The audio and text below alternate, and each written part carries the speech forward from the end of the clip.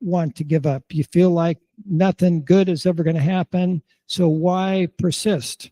Well, I think the scripture tells us why to persist, that if we don't grow weary, we will reap a harvest. Okay, next slide. Okay, Riverside County election system. What is the law and what are the facts? And that's always been our focus. What does the law say and what are the facts? And let's focus on that and not be suspicious of things we do not know. Here's what we do know. In the 2024 election, through our audit, and we're going to show you how we did our audit, 33,888 more votes were counted than the number of voters who voted. And the ROV has not been able to give a reasonable explanation for how that happened. Okay, next slide. All right, we always try to find common ground with the ROV and with our supervisors. And common ground is always our Constitution, right?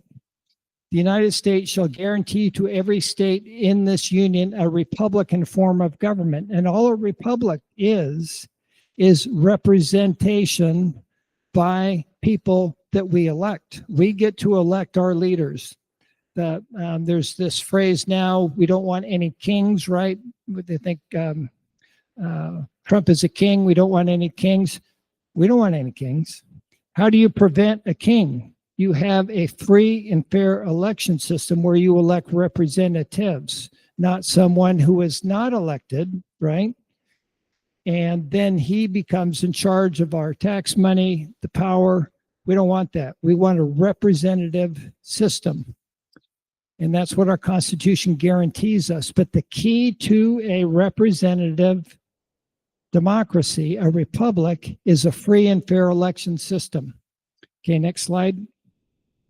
All right, so what are the laws governing elections? And I really want to give credit to Marley Hornick and Harry Howery from Unite for Freedom. And they are the ones that really taught us what the laws are, the specific ones. And these are kind of common sense, but we need to focus on them. First, our voter rolls must be accurate. National Voter Registration Act, because ballots are sent out to everybody on that voter roll. So if you don't have voter rolls that are accurate, you are sending ballots to people who are not eligible to vote. That's a problem in California, really across the nation it is. Votes counted must be from eligible voters. Well, just because you got a ballot and you're not eligible doesn't mean you can vote it. But that happens as well, and we're going to talk about that. The system must be highly accurate. So when you count votes, it's got to be really accurate. Why is that? Well, because if it's not highly accurate, you may get a situation where you don't really know who won. Julie Vandergriff, just a personal example, lost by 100 votes. How do we know she really lost if your system is not highly accurate? And Jim's going to get into accuracy standard in his presentation. And ballots cast must reconcile with votes counted. And this is what opened our eyes.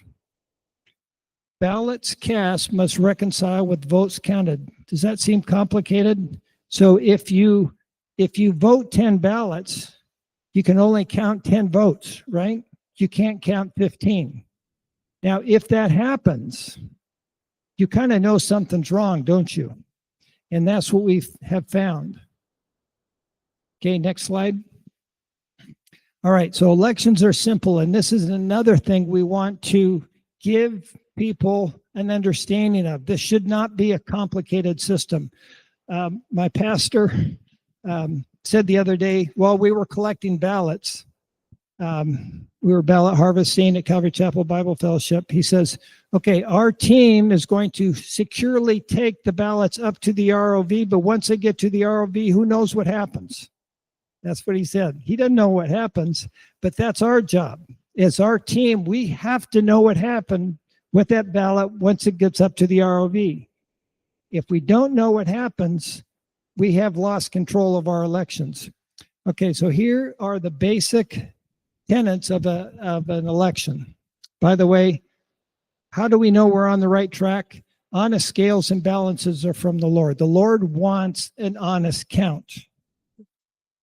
Should not be a mystery. So you've got voters, right? Voters.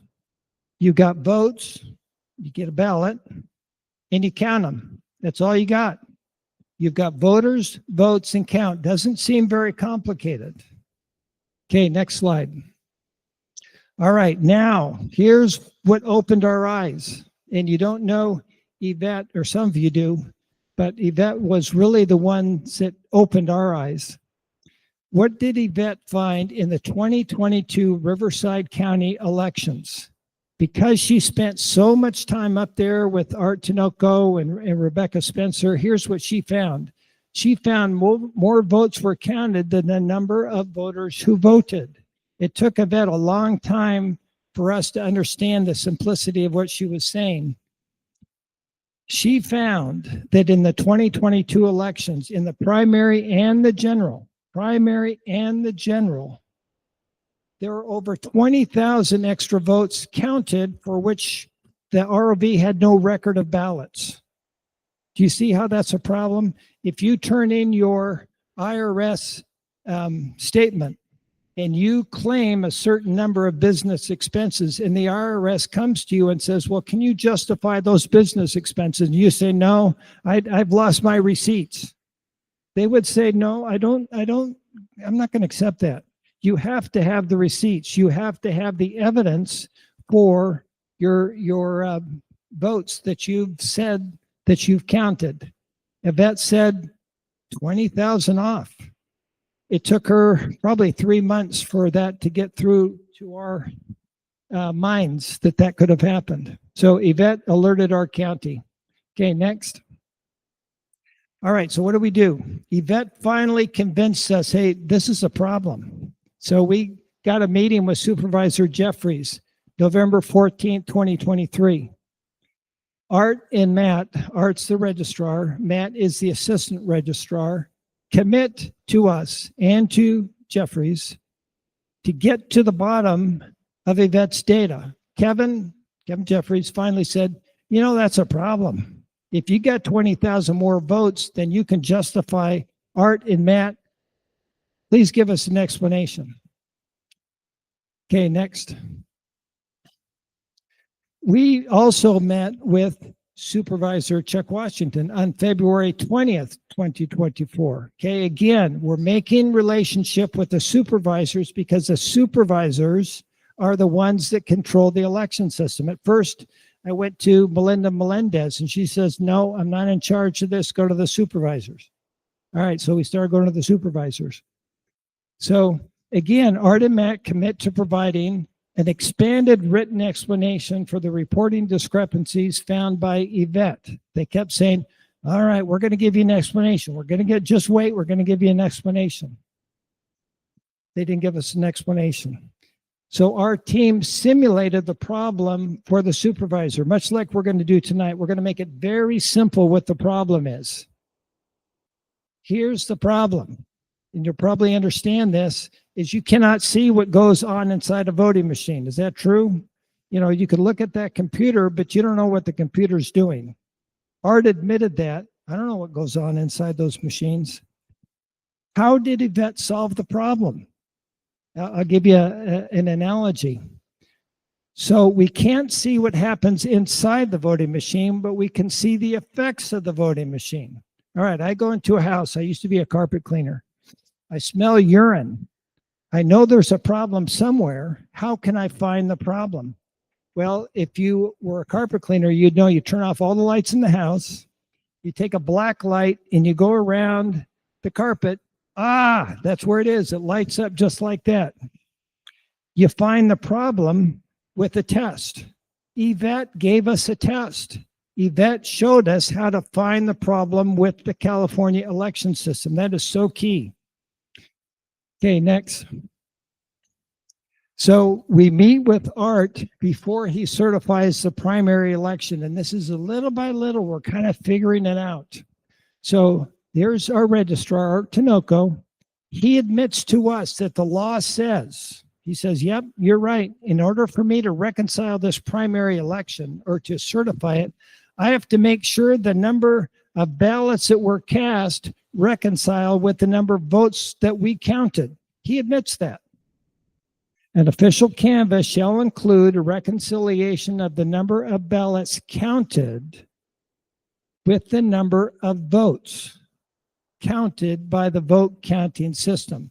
So figure out how many ballots were cast, and then you figure out how many votes were counted, and they better be the same. If they're not the same, you don't certify. Art said that was the standard to us. We asked a simple question, Art, did you do that? The first answer we got, according to his assistant, Matt Sabalas, was, no, we didn't. And then, so I wrote that down. I always write down what the registrar tells me, and then I said, this is what I heard. And then they come back later, the deputy county counsel said, Greg, you misheard. We did do that. We did reconcile. So then we asked the next question. Well, can we see the reconciliation? Well, we didn't get an answer to that. Okay, next. So because we didn't get an answer to that, did you reconcile? Yes, we did. Can we see the evidence? Well, no answer. We decided to do it. How complicated could this be? We found out that it would be a little complicated. Okay, so we decided to audit the 2024 primary. This is the one with Ingram and Washington and Jack Guerrero. You know that one. So we wanted to determine if the lawful accuracy standard was met. Would ballots cast reconcile with votes counted? So what did we have to figure out? How many ballots were cast in 2024 primary, right? Was easy, right, Sharon? So we started asking the question, can we have the records of the ballots that were cast in 2024? We believe now that question had never been asked of the ROV. But to their credit, they tried to do it. Elizabeth Floor was the new communications director. She tried. Alma de la Carmen was an assistant. I think these are both very honest people, by the way. They both tried very hard to get us the documents. However, next slide. When we started gathering the records, we made public records requests. So for post office, and this is kind of a key, they did not have records of how many ballots came in from the post office. They had post office receipts, which meant they had records of how much money they paid the post office for sending them ballots. So we had to kind of figure out, well, how much does a ballot cost to send to the ROV? How much did they pay? And then maybe we could figure out how many ballots they got from the post office. That was pretty complicated, but we'll tell you in a minute how the ROVs helped us solve that problem. Vote center ballot statements. How many ballots came in from the post office? Pretty easy because they have a ballot statement. From the drop box, again, they have a ballot statement. So we asked for all those records. And I think, Sharon, you were probably in charge of making out all these requests. So, yeah, Sharon has been an all-star in this, by the way. Sharon and Nancy, Jim, I've just kind of watched them do it. Okay, next. All right, now here's what we found. The audit trail is unclear and incomplete. The ROV tried but could not produce all the requested records. Even though they tried, I don't think they knew how difficult this was going to be. Alma had been there for years, and she kind of told me, Greg, this is going to be bad. We're going to try to get this stuff, but it's not going to be good. She was right, because I don't think anybody had ever asked before, but she knew what the records were going to look like. So many records were not readable. As a result, we could not complete the audit. We tried, we couldn't do it. And it really, you give credit to the ROV for trying because they exposed a problem. Okay, next slide. All right, now because of this work, Sharon made a presentation to the supervisors on September 11, 2024, and says, look it. This is what we got. You can't read these things. There's math errors all over here. Some were really good. Sharon called them her gold star vote centers. So some were really good, but some were terrible. She shows this documentation to Supervisor Spiegel and Supervisor Perez. Again, you give them credit. This was a 2-hour meeting that they listened to us. Here's what they said. Supervisor Spiegel says, Sharon, when you showed me those ballot statements, I was embarrassed. That's what she said. Supervisor Perez, training should be enhanced. I'm a former school teacher. Always check for understanding. We've got to have accurate numbers. So you give credit to our supervisors. You give credit to Alma and Elizabeth. What was the outcome of this meeting? The outcome of this meeting, next slide. 2024 general election records. We received clear, accurate ballot collection logs after certification. It was after, but look down there at the post office. The post office, we got numbers, not receipts, we got numbers. How did they do that? It was again because of Elizabeth. Elizabeth says, Greg, we're going to figure out a way to give you numbers that come in from the post office every day. That is like 85% of all the ballots come in from the post office. And we got numbers, not receipts. We've got the ballot statements. You can see how clear those ballot statements are. This was all part of Sharon's work, because if we had not done the work, if we had not asked the questions, we would have not known the problems, and the supervisors would have not have said to Art, fix it. And they did, they fixed it. All right, now what was the outcome of, now that we've got the numbers, now we can complete the audit. What did the audit show? Next slide. Here is our REIT, Riverside Election Integrity Team, 2024 General Election Audit Results. We got numbers. Mail-in ballots and drop box ballots, 774,205. In-person ballots, 158,578. You add those up, 932,783, but you have to subtract ballots that got rejected. Like if the signature didn't match, they reject it. Or if some other reason, the address, they have various reasons for being rejected, but there were 7,573 ballots rejected, which is good, by the way. That means the ROV is doing their job. They're not just letting every ballot go through.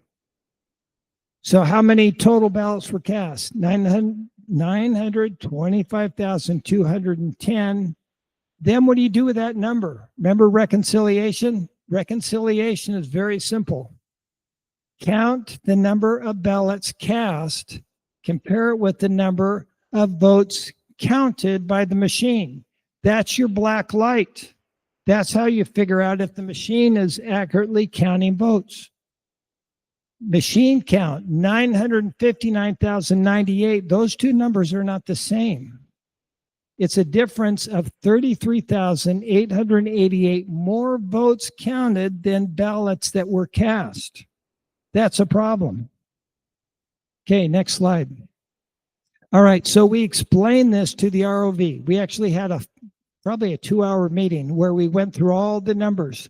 We had the notebooks, much bigger than those notebooks, by the way. They're because 2024, a lot more receipts than are right there, but we did that.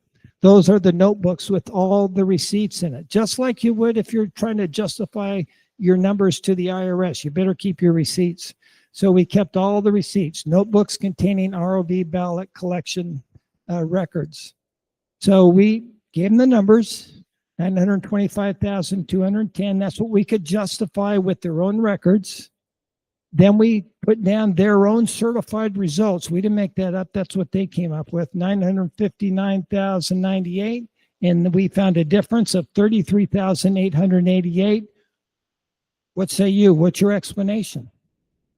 On April 10th, they came back and they had a full 2-hour meeting to try to explain this.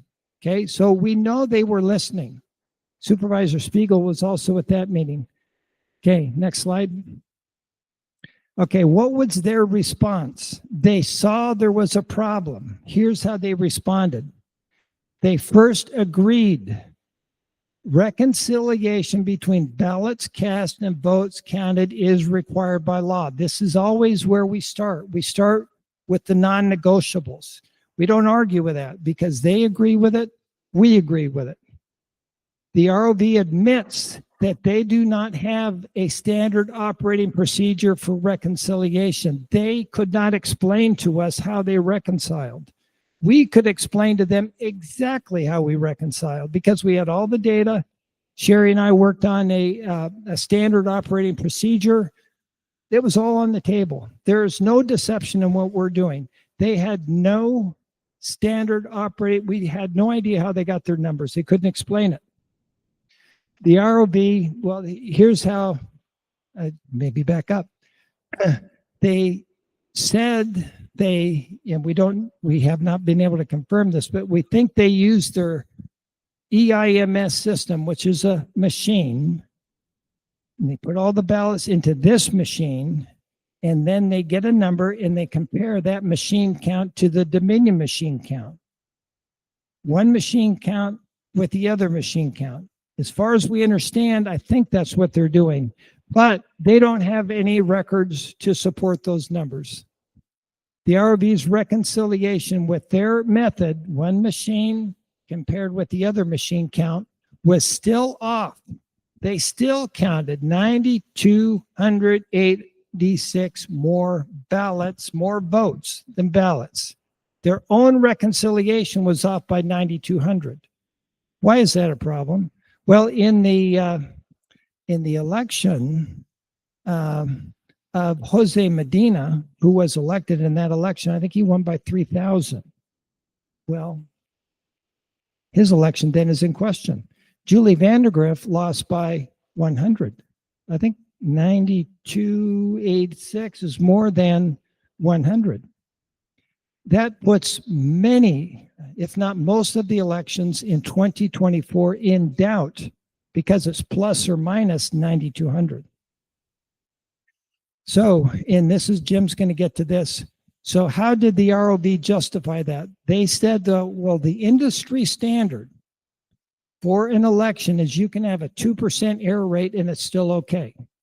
A 2%, so you could be off by 9,200, not know if Medina won or lost, and that's okay. That's what they were arguing. Okay, next slide. All right, so what we did is then we said, oh, we got a system now of auditing, so let's try it again. So we audited the June 24th special election, and we requested all the ballot statements just like we did before. This is not complicated. It's a little tedious, but it's not complicated. However, what did we find? In this election, there were 3 ballot statements they could not give us. They're supposed to give us all of them by law. Registrar Tinoco said after a thorough search, we couldn't find them. So they looked all over, they couldn't find them. Well, if they can't find them, we can't finish our audit. We had no way of keeping them accountable in this particular election, and we made that clear to the supervisors. Our job is to keep Art accountable, but you got to give us the records. They didn't in that election. Okay, next slide. What we found out in that election that we did not before is that they do not use ballot statements in their reconciliation. All these records that we have, they don't use them. Why don't they use them? The assistant registrar, Matt Zabala, said, as I've explained to you before, the ballot statements are pretty unreliable. So he says the ballot statements are unreliable. So what would be the next question? Well, if the ballot statements come over to you in a bag with the ballots, would not that be the time to check and see if the ballot statements are unreliable? They don't do that. Their policy is not to check the accuracy of the ballot statements when they arrive at the ROV. That's policy. I said, Elizabeth, say that again.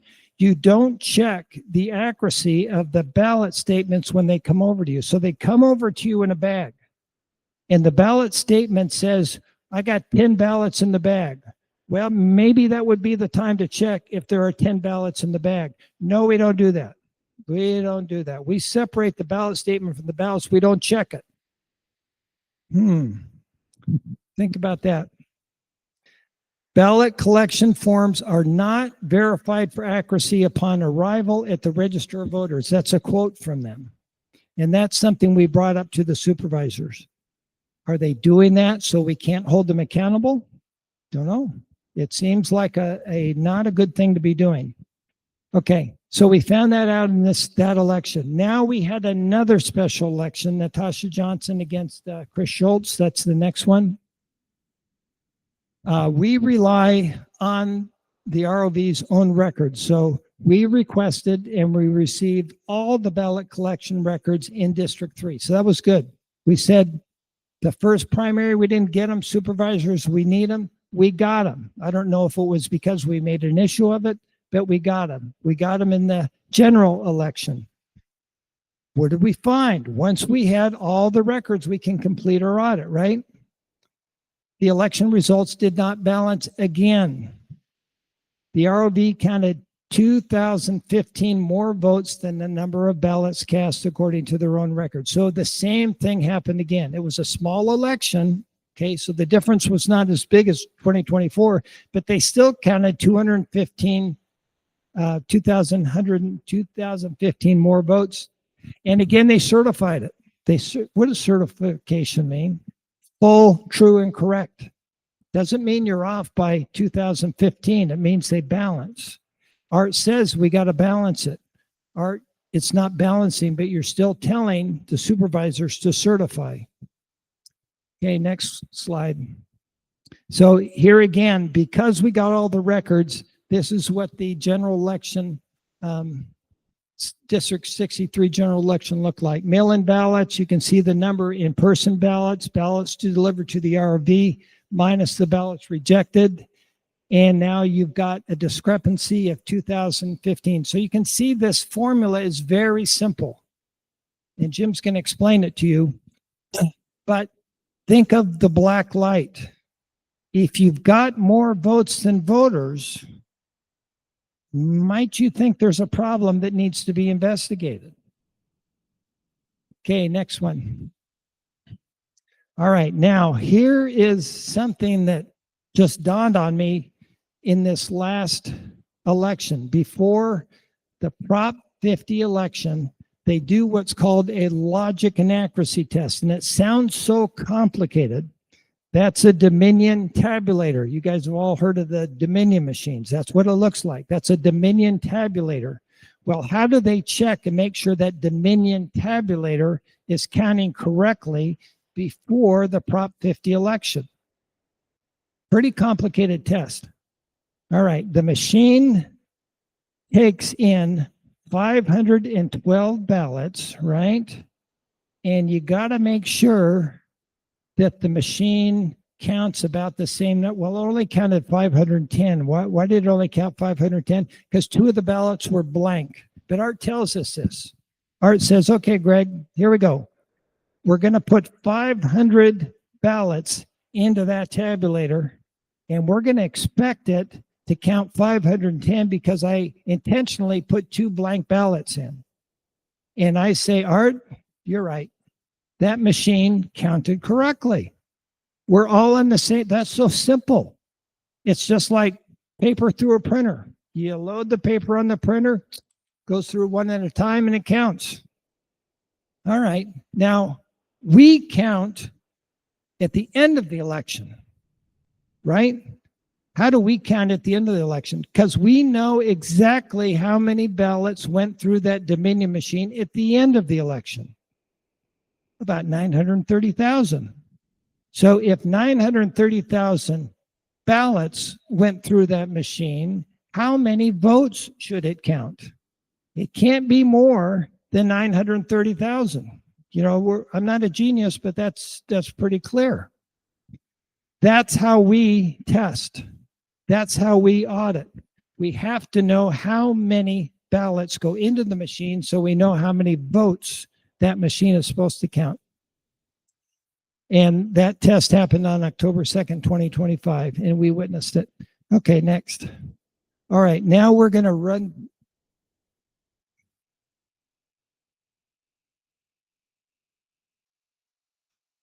Yes.